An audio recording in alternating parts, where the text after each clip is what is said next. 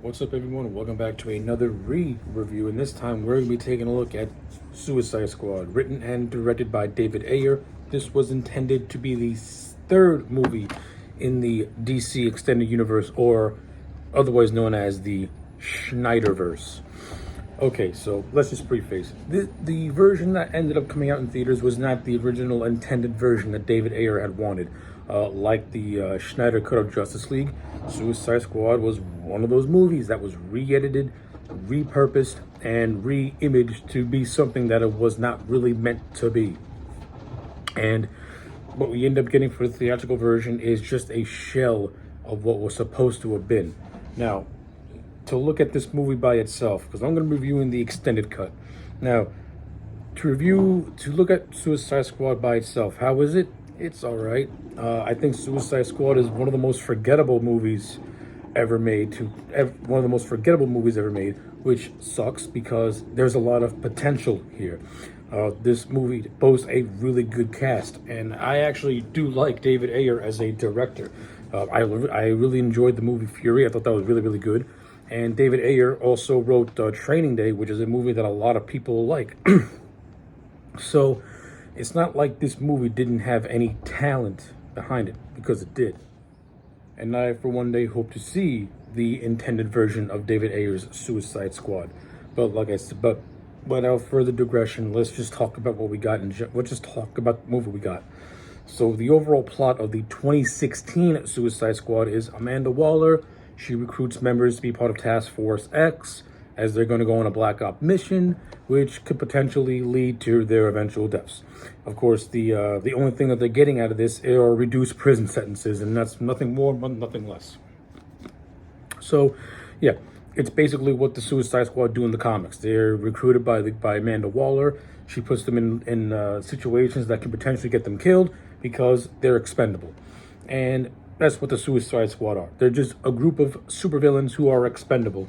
And if they double cross Amanda, she's implanted these nanite bombs into their heads that will explode the second they do anything, that jeopardizes the mission or try to escape. So yeah, again, it's out of the comics. It works for what it was. Okay. So let's just go over this thing bit for bit. So let's tackle the cast. For the most part, the cast of this movie is really strong. Will Smith plays Deadshot, Floyd Lawton. I've always been a Will Smith fan. I love Will Smith. I enjoyed him as Floyd Lawton for the version that we got in this movie. But when you compare this version of Floyd to his comic books counterpart, it's not the same.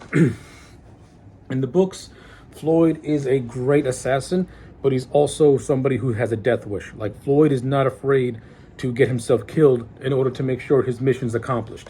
This version of Floyd is not as sociopathic as his comic book counterpart. Like, this version of Will Smith version of Floyd of Floyd Lawton is much more. You can tell he's much more sane, and the movie tries to pretend that he's a sociopath when he's really not. And I think that's just Will Smith, who if you watch a Will Smith movie, he never fully turns himself into a villain.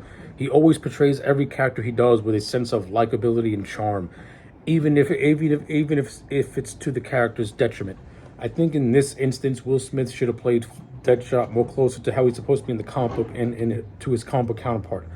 Mainly because the comic book version of Floyd is actually much more interesting. I'm sorry, when you have an assassin who is more than willing to kill himself to make sure his mission's accomplished, that's frightening. That's interesting. Like, this guy can literally walk in with a bomb strapped to his waist, and as long as you're dead, it's a mission accomplished to him. This version doesn't have that. But again, performance-wise, I enjoyed it. The movie did cover Floyd's relationship with his daughter. You can tell that they have a loving relationship, though it is kind of distant since Floyd does what he does and he's an assassin. I do like the brief scene we see Deadshot interact with Ben Affleck's Batman in Gotham City. I enjoyed that a lot. I thought that was well done. But for the most part, Will Smith's portrayal as Deadshot is no different than how Will Smith portrayed his character in Independence Day. He's just a charming, likable guy, and that's pretty much it. He has badass moments, some one-liners here and there, but again, he doesn't come across as somebody with the death wish. He comes across as just Will Smith playing a generic Will Smith character with all the interesting stuff taken out, which is a shame because Will Smith has the credentials and the capability to pull off a more flawed, fractured, dark character if he just gets out of his own way and actually lets it happen. In this, he didn't. Well, it is what it is. You have Margot Robbie, who plays the live-action version of Harley Quinn. I like Margot Robbie as an actress, and I do like her as Harley Quinn. I thought she did a really good job of portraying that craziness. Harley Quinn could have a tendency to be grating and annoying if she's not played properly or reined in. And I think for the most part, Margot Robbie, she played Harley pretty good. I mean, there are some moments where her dialogue and what she has to say can be really, really cringy and just like, ugh. Like there's this one scene where she's interacting with Katana and she's like, "What perfume are you wearing? Stain of Death or something? Scent of Death?" It's a horrible line. And to Margot's credit, she tried to get it over. I think her Brooklyn accent is all right, but you can tell it's fake. But she does have the personality down right, and she does make Harley come alive. And she does have a lot of legit funny, good moments. And her bantering with most of the Suicide Squad is often entertaining. I think her overall storyline with the Joker, and now in the original version, it was, you know what, I'll talk about Joker and Harley when I get around to talking about Jared Leto's Joker, because I have a lot to say about Leto Joker. But let me just do isolation.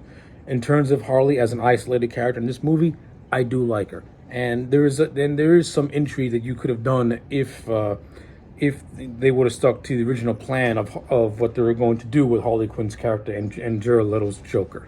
There was a lot of potential there that was clearly left on the table because Warner Brothers sucks. You have the Killer Croc is also featured in this movie, and the practical makeups look really, really good. Adewale, what's his name? I can never pronounce this.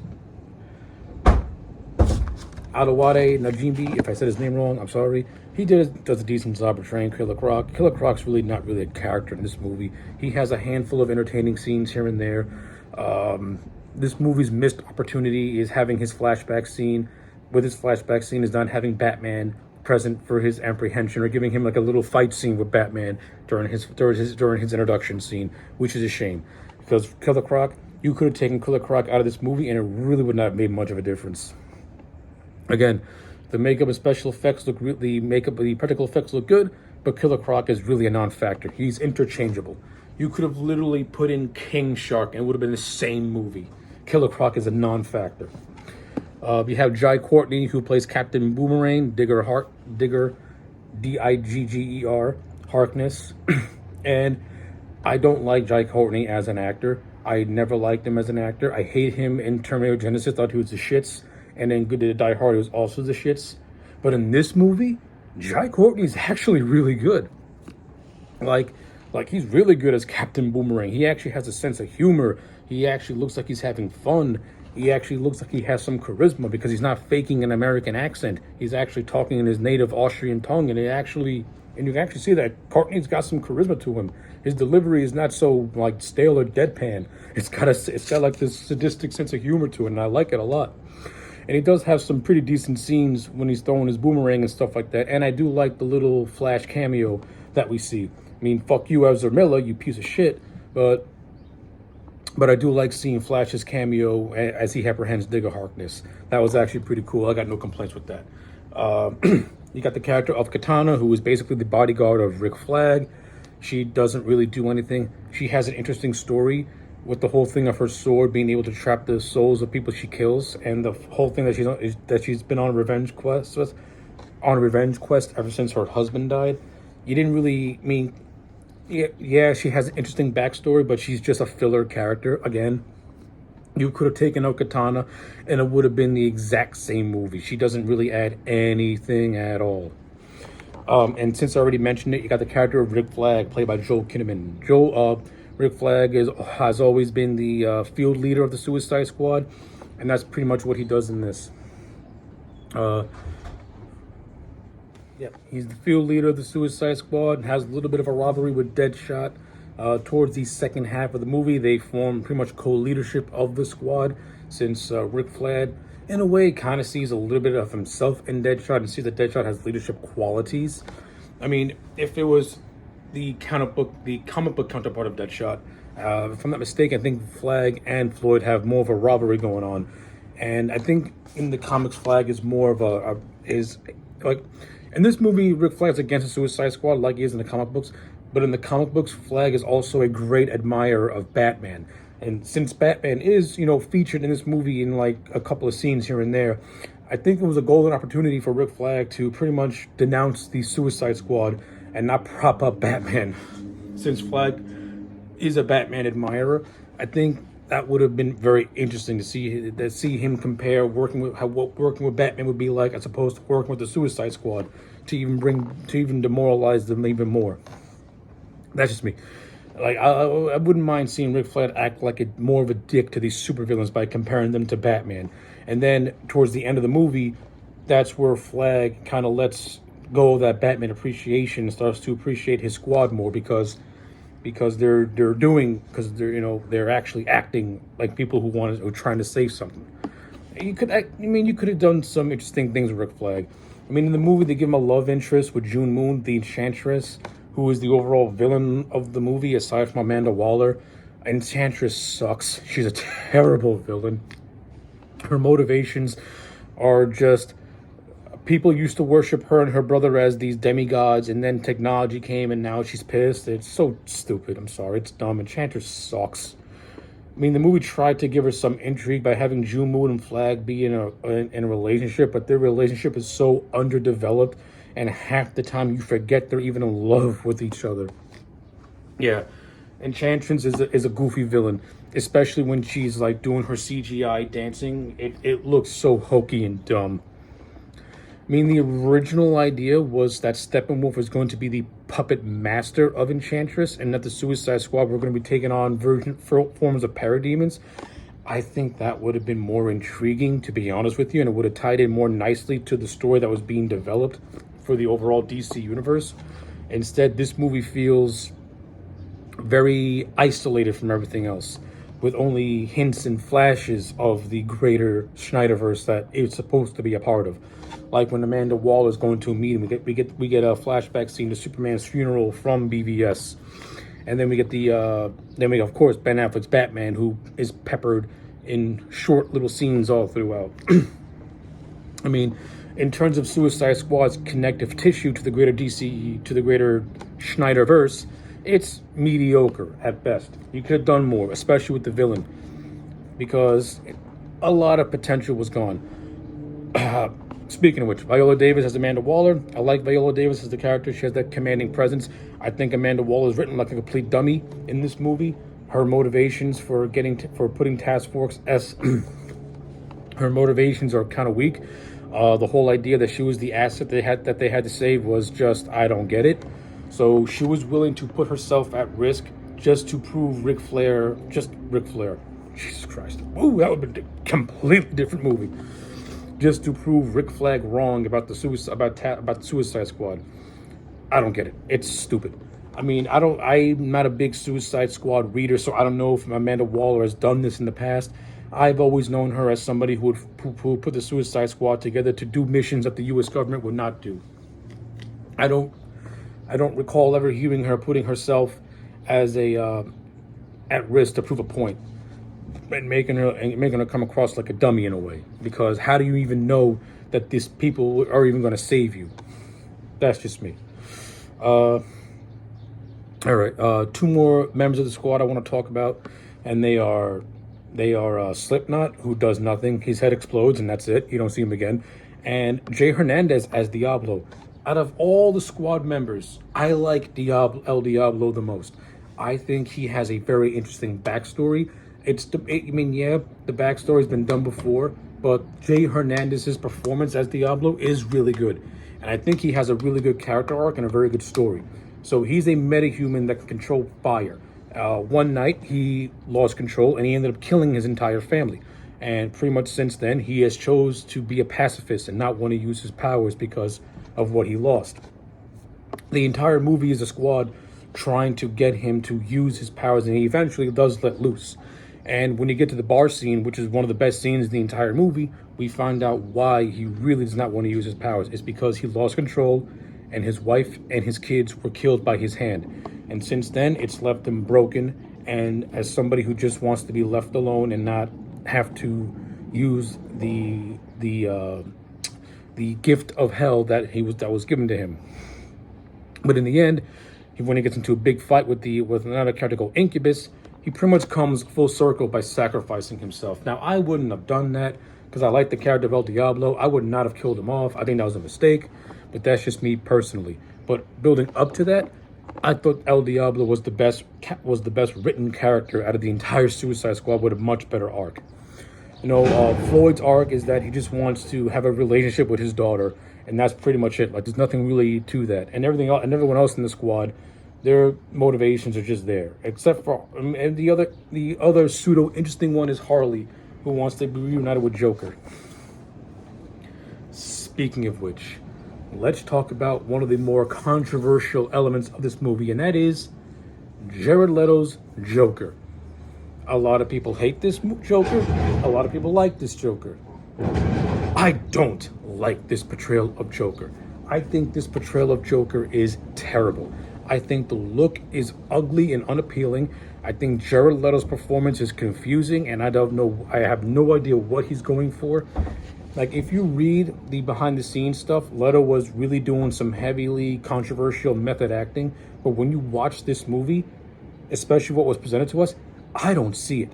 I do not see the method acting at all. All I see is a character that is being called the Joker, but I don't see any elements of the Joker. I get glimpses of it here and there, like with his relationship with Harley and some pseudo just Joker-isms, like the laugh and the green hair and the pale skin and the red lips and stuff like that. But overall, I think Leto's Joker is not good.